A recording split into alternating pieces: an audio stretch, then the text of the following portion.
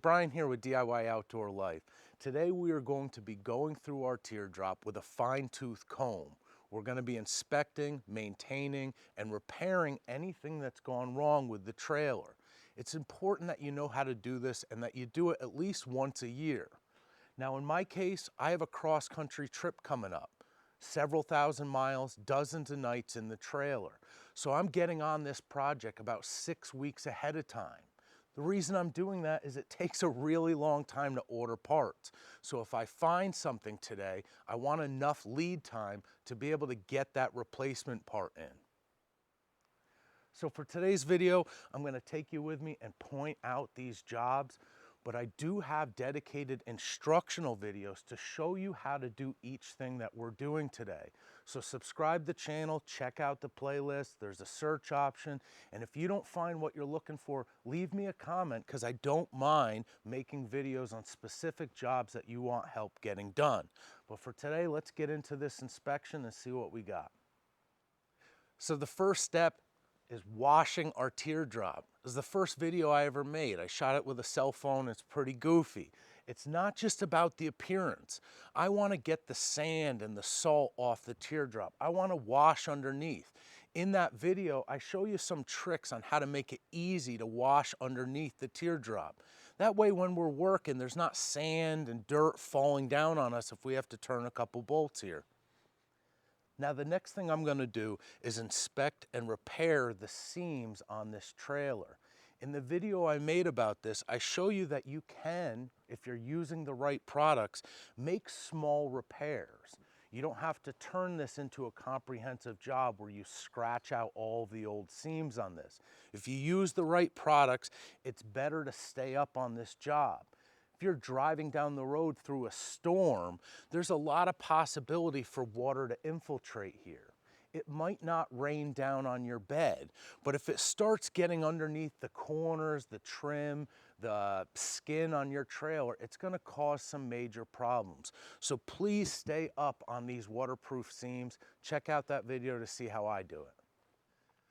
So the next thing that we're going to do is start working on the moving parts of the trailer. Last week I showed you how to lubricate the ball on your tow vehicle. Now is a good time to do that. Throw the can of lubricant in with you because you're going to do that frequently. I look at the coupling mechanism, make sure there's no cracks. There might be some areas you can lubricate. Make sure that nothing is worn out. You can move it up and down, clean it out if you want to. I take a look at my tow chains. In the video I made about attaching the camper, I show you how to properly hook these up to your tow vehicle. I have found people that end up dragging these chains, and you can actually wear right through the links. So something that I do is I keep some repair links. It's going to be hard to see, I have no cameraman today, but I attach some repair links up here at the top of the chain. That way, if I have a problem on the road, I can easily mend this chain. I don't have to go to a hardware store. Those are cheap and it's a great place to store them. Something that I've seen some people do is they actually cut their tow chains off up here by the frame and attach them with that repair link. That way, for an extra security measure, they just open up that D-link and they remove the chains. It's one less thing that somebody can steal your trailer with. So it's an added cheap security measure that you can do. I inspect my 7-pin plug here, make sure there's no cracks, that the prongs are in good shape. Some people use some dielectrode grease on this thing to keep it in good shape. But the maintenance here is pretty simple. We're walking through here and seeing if anything is out of place. So the next thing to look at here is a breakaway controller if you have one. This cable attaches to your tow vehicle. If the trailer becomes decoupled, it pulls this pin here. When that pin gets pulled, it locks your brakes. It's a safety mechanism. The way I test this is I pull the pin out when it's coupled to my tow vehicle, and I just pull back and forth. I confirm that the brakes are indeed locked. If they're not locking up, you're going to want to repair this breakaway controller. Something that a lot of people don't know is that this powers itself off your camper's battery. If it powered itself off the tow vehicle and the 7-pin came unplugged, it wouldn't work. So if your master switch is in the off position, it's not going to work when in the event that your trailer becomes decoupled. The solution is simple. For beginners, just make sure you're driving with your master switch on the on position. For people that want to tinker a little bit more, you can take a very fine gauge wire and just jump this down. It's a very simple job. You use a butt connector, and that way your brakes will work in an emergency, whether your switch is on or off. The next inspection I do is the propane system. I turn my tank on. I take a spray bottle and I put a little dish soap in it with some water and shake it up. Spray all of the connections and hoses that you can get access to. I climb underneath the trailer, I go underneath the galley space. If there's a gas leak, that soapy water will bubble and it makes it a lot more visible. Obviously have that repaired by a professional if you don't know how to work on propane lines. But once you find out that it's tested and there is no leaks, I shut the propane off so that I'm not driving with that gas line charged. The next thing I'm going to do is a little bit of battery maintenance. Take a high quality smart charger. If you have a lead acid battery, an AGM, a gel, a sealed lead acid battery, use this charger to bring it up to 100% state of charge. You're going to get more charge out of one of these than you are the charger that comes on the camper. Once it's up to 100% state of charge, a lot of these have a repair phase. Some come on automatically, some you have to push the button. That actually pulses higher voltage at the battery and it causes desulfation, a little process that makes your battery work better. It's a great way to keep your battery at a higher capacity than just using the charger that came with your camper. If you're using a lithium iron phosphate battery like a Battleborn, use an approved charger like this Victron charger to bring it up to 100% state of charge and equalize out the cells. You're going to be leaving for your road trip or starting your new year with a battery that's working a lot better if you take those simple steps. So the next thing that I do is I walk around with a screwdriver and an Allen wrench. It might be hard for me to film everything that I'm going to do, but I tighten the screws on cabinets and stuff inside the camper. If a screw is giving me trouble, I slide a toothpick in the hole and put the screw back in. You can use wood glue. If I'm dealing with the door lasp or the hatch that's on the door, you can back those screws off and put a little silicone on it. It'll hold the screw in place, and if you have to repair it, you can still break it free, unlike with super glue or some of the Loctites. So by tightening all that stuff up, I'm just setting myself up for success for the next year ahead. You do have some latches, I don't know if you can see this, on your galley. You can open that up, take a little marker, mark where that little latch is on there. It backs out with an Allen key. You want those to close securely, a watertight seal on the galley, but you don't want to have to force them. So I put that little mark on there and I move them in and out to make sure the operation of that galley is working great. It's a simple job. Bring that Allen key and screwdriver with you because these things are notorious for shaking screws loose. So a couple quick items over here. I installed this screen over my furnace exhaust. There's certain insects, bees and stuff that really like the smell of propane. So that screen keeps the bugs out from climbing inside there and making like mud nests and different stuff.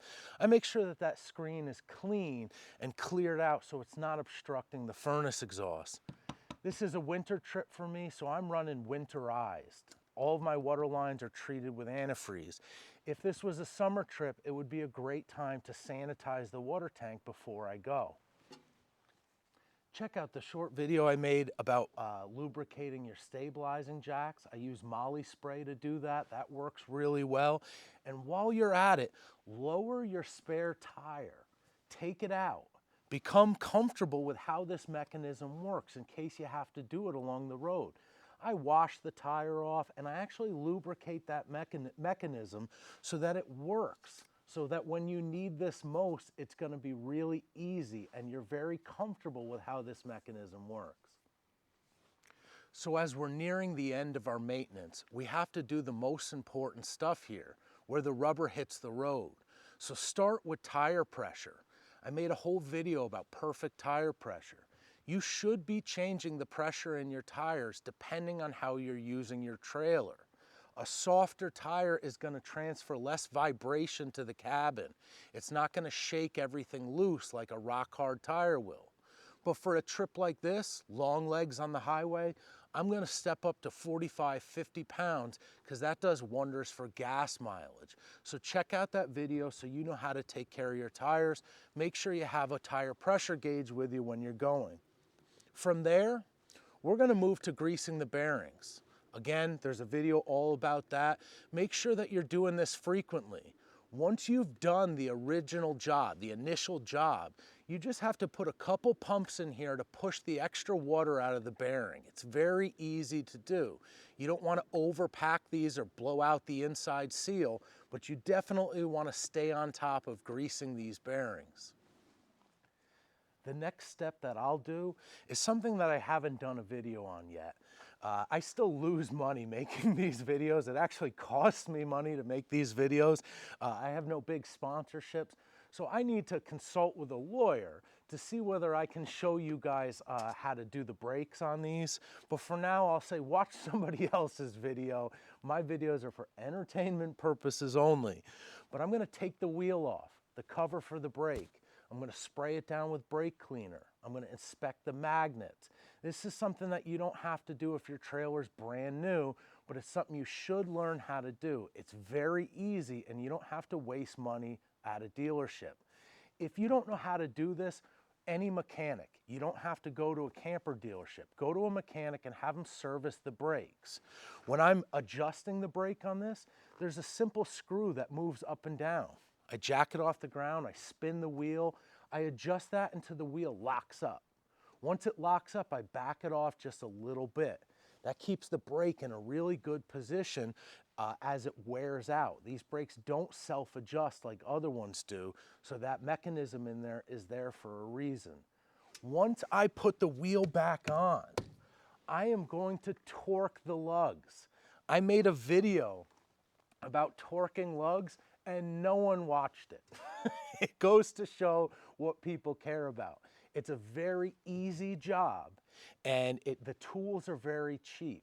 Please don't just snug these up. A torque wrench is cheap and it gives you the exact engineered specs for these lugs. Folks, people die every year from these lugs coming off campers. It's really dangerous. So get a torque wrench, watch that video. You'll be the first one to ever watch it, and learn how to stay on top of this. Every time I take my wheel off, I start checking the torque routinely for a period until I gain some confidence. I do it while I'm pumping gas. It's a really easy job. So the last job that I'm gonna do today, I'm gonna have to post some pictures or some videos, maybe I can try to put them in here, from my buddy Mike. Without a cameraman, I can't show you this, but your axle is attached by just a couple bolts. There's like 4 bolts attaching your axle to the frame. You wanna make sure that these are snug. Dexter has a torque setting on those, so if you have a torque wrench, you can do that as well. But I just want to make sure you're taking 2 wrenches and making sure those are snug. We'll see what pictures I can post over here, but people have experienced from the vibrations their axle loosening up. If you snug it up, you're going to be fine. If you let it go too long, it can actually hog out the hole where the bolt goes. So it's not a big deal. It's something I would like you to inspect though. So I hope this video helped you out today. I'm going to try to link some playlists here in a second so that you can follow along with the instructionals for all these jobs that we did. Check out other content creators. There's so much excellent information out there about our trailers. The more we learn and the more we practice these skills, the better we know our trailers, the more money we save, and ultimately the more fun we can have traveling and getting outdoors. So you guys know the deal. Like, subscribe, do all those things that you're supposed to do, and I'll keep making videos. Thanks a lot.